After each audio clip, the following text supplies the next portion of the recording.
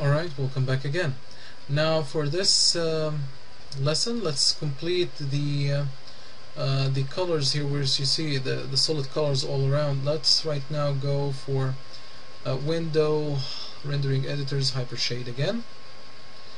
Give it a second to load all my shaders. Now we got our temporarily solid colors, we got our debugging things. Right now we have to reassign these stuff to its original color, which we would love to see. Now before I do that, I would love to see a reference image. I will actually grab the colors from here and I'm gonna assign to it the same colors which I'm seeing. So this is gonna be red, this is gonna be some sort of whatever color it is, like brownish, light brown. This is gonna be some sort of yellowish kind of thing. So I'm gonna actually do that. So excuse me, I probably minimized the hypershade by mistake. I'm gonna grab a Lambert. Now in OpenGL, the OBJ loader, I didn't try the when I wrote the OBJ loader, I wrote it only just to recognize Lamberts. It doesn't recognize the how can I say, it doesn't recognize other shaders. I have to write the shader kind of classes in OpenGL SL just to make this works with blends and all. So just keep it simple here for the sake of these projects. I mean, I don't really require something much in OpenGL projects. In case that you are working in Unity, now you have really to use blend and all, assign blend for or Phong for whatever metallic object you have. So because Unity can actually recognize these shaders and can import them accordingly. Alright, so this is gonna be like metal pieces. Let's see, pieces, I believe it was written like that. So for the metallic pieces, they're gonna have, double click, they're gonna have a different color. Let's say it's gonna be some sort of, what was the color here, whatever. I'm gonna bring up our own probably. Let's see.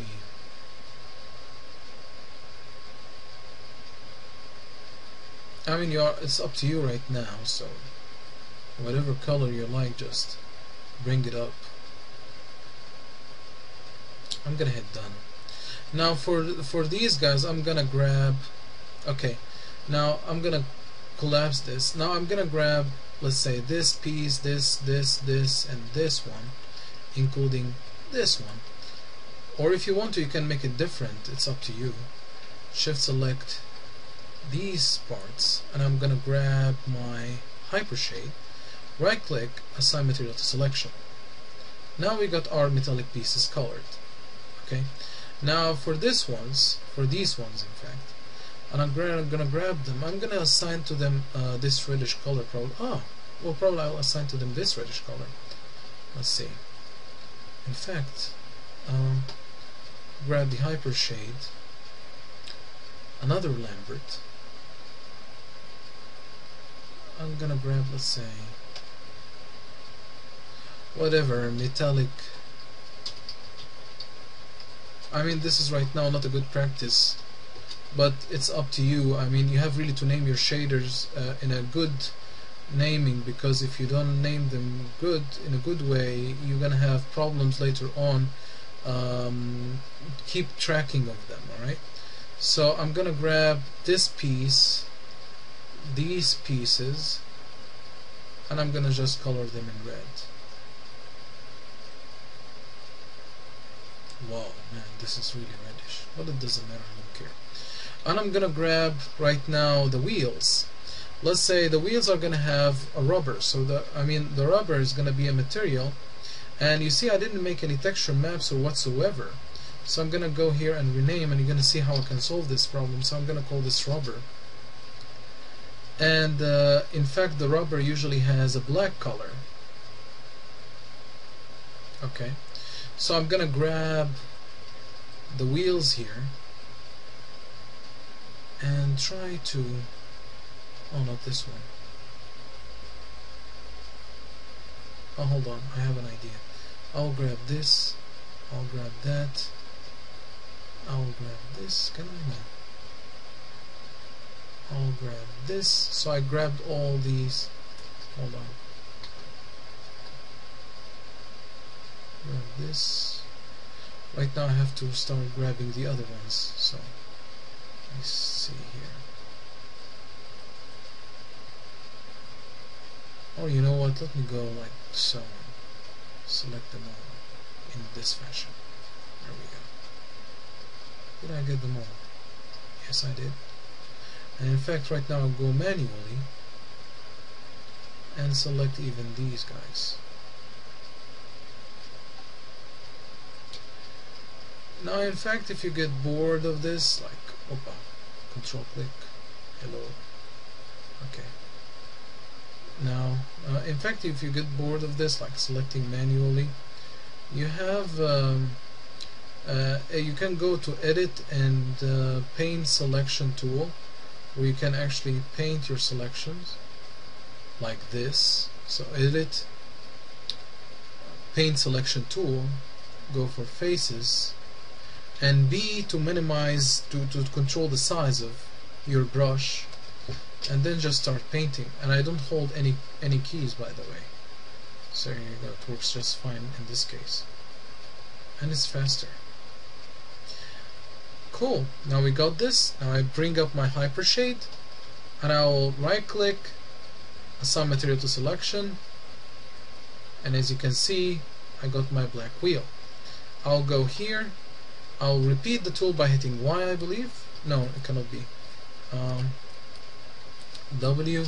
Let me see. Edit, Paint Selection tool, grab the faces, and try to paint everything. So I'm gonna paint everything right here real quick. Let's hit F2 to focus on the whole thing. In case you wanted to work with a bigger brush, just hold the B key, and then while holding it, just left mouse button click and drag, so you can control the size of it. Okay. Let's see.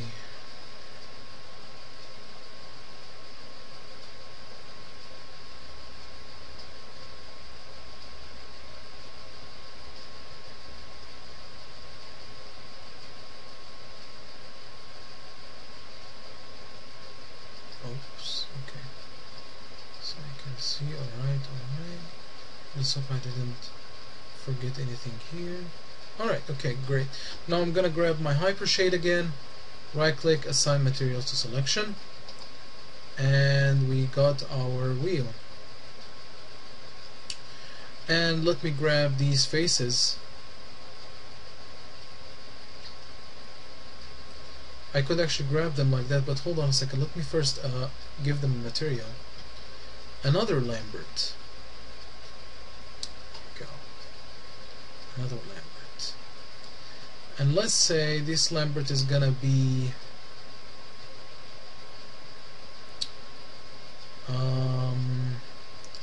let's see, what kind of color do we give them? Like some sort of, okay, brownish, light brown, like in the image. It will be easier.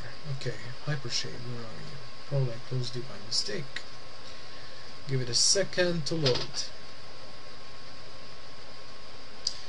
Oh, I forgot to rename it, so I'm gonna go here and rename this to Wheel Rims.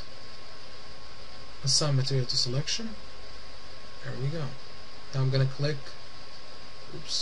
click, double click, assign material to selection, and here real quick I'm gonna select those faces and those faces as well, and right click and assign material to selection. Now we got this ready to go. Okay, excellent, excellent. Alright, now for those guys,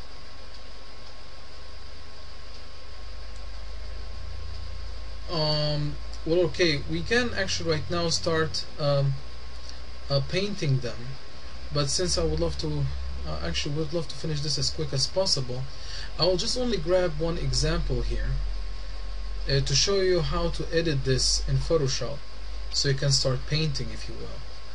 Now you can see I got my my UV set is correct, okay, for this wings, let's say, or for the body of the plane, it doesn't matter. So just grab one of the objects which you would love to texture map. Now you can actually go for image and create PSD networks, but for OpenGL, please just do the following: polygons and create a UV snapshot. Now once you do that, you're gonna get some sort of a dialog like this.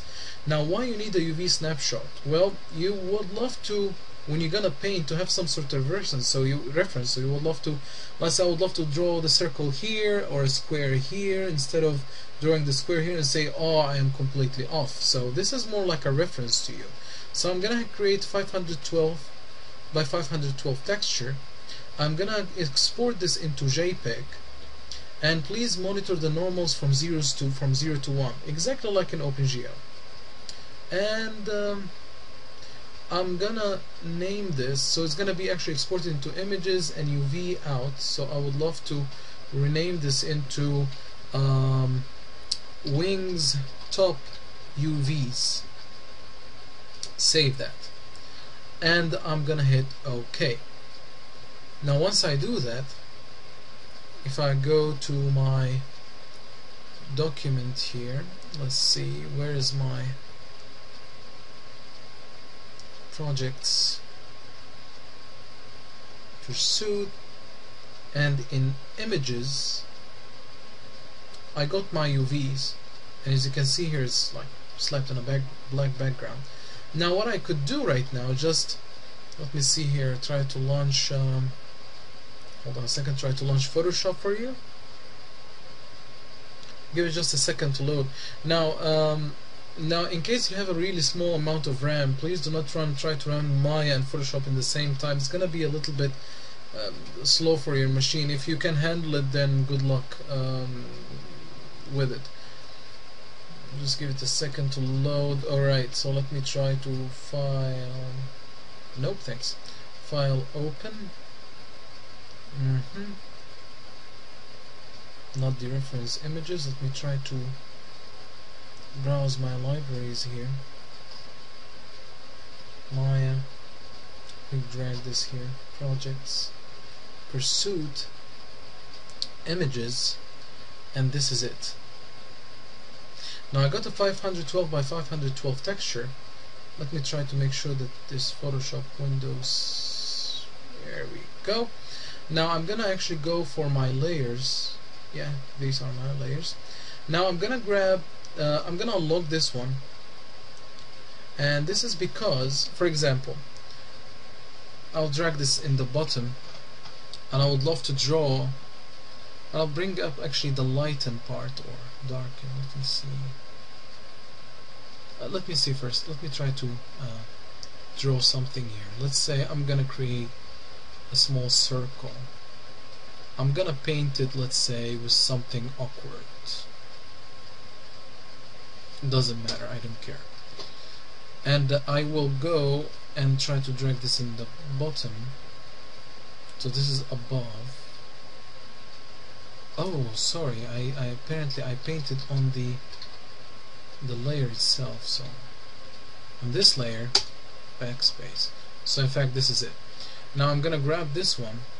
Let me see, I believe somewhere color burn or screen, or I believe I usually sometimes use screen so I can see even the UV map lines, how it goes. Now right now I can grab this and let's say, okay, this is gonna be I mean whatever, you can actually right now it's up to you, you can even write text on this. So you can say let it be in white so we can see what we are doing here. So this is my plane. I'm gonna just make this smaller, 30 let's say. I'm gonna grab this and put it right there. Okay, and even I'm gonna bold it. I mean right now if you are an artist, then you are really in a, I mean how can I say, you're gonna have really much fun than I do right now. Much more professional fun, if you will. Okay, I can grab this, duplicate this and drag it here, alt click and drag it there. Okay, Now, I mean, right now it's Photoshop, so okay, let me grab a rectangular shape and let me color this by a different color. Let's say it's gonna be something bluish, and I'm gonna drag this completely in the bottom like so, and Alt backspace. So right now, it's not completely in the bottom, in fact, because one of the layers has been disappeared for some sort of reason. Probably I painted over it. Well, it doesn't matter. I could just, oops, right, delete this, duplicate that, and V, and okay, move it here. There we go. Alright, now before you save anything, you have just to hide this thing. Okay, and of course try to make everything is the same, because remember, this piece is as well a piece of your plane. Alright, this part. So if you want to keep your plane as blue as the whole thing, just keep it so. Now I'm gonna have to hide this because it will appear into my image. File, save, and then in the images I'm gonna call this wing top texture. Here you go, let it be complete. I'm gonna hit OK, and when I go back to Maya, I'll go to Hypershade,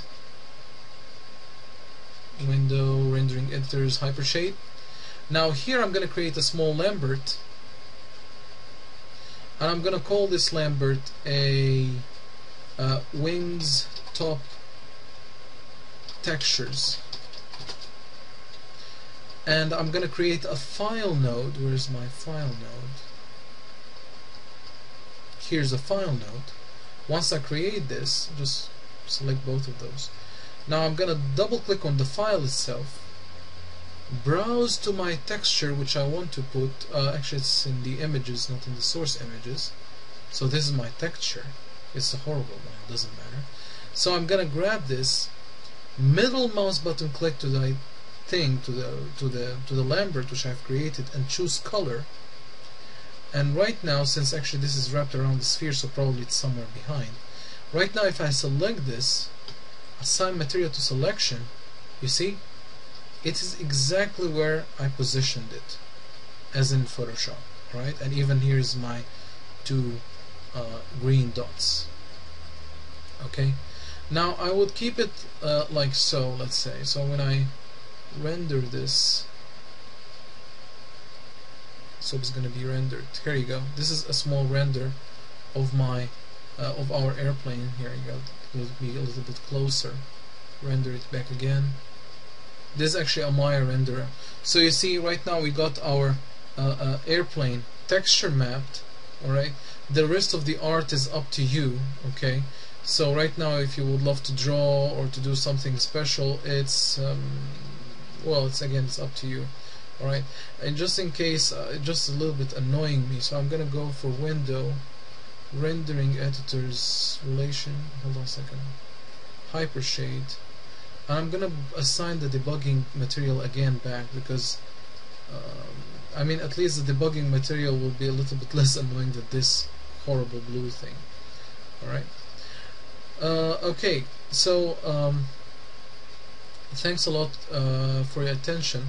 This is actually ends up the modeling and the texturing part for this Pursuit series. Now we have actually to start exporting this into OpenGL. So thanks you for listening, and in the next lesson we're gonna work in OpenGL from scratch. We're gonna actually grab every piece of these planes, whatever piece we're gonna animate, we're gonna export it in the next lesson in order to work with inside OpenGL. So see you in the next lesson.